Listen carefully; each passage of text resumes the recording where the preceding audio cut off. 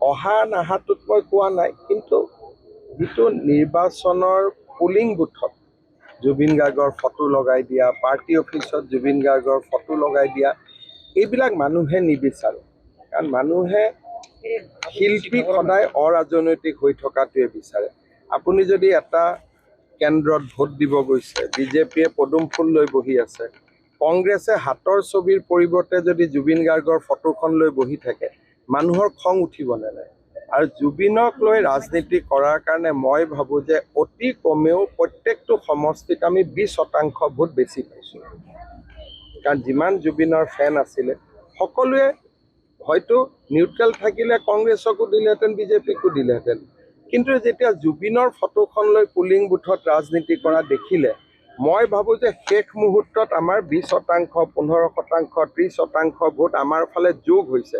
কাৰণ বিজেপিয়ে এটা স্পষ্ট সিদ্ধান্ত লৈছিল যে আমি জুবিনক লৈ ৰাজনীতি নকৰোঁ। আৰু মই ভাবোঁ যে সেই সিদ্ধান্তটো যে আমাৰ একেবাৰে শুদ্ধ সিদ্ধান্ত আছিল, সময়ে প্ৰমাণ কৰিছে।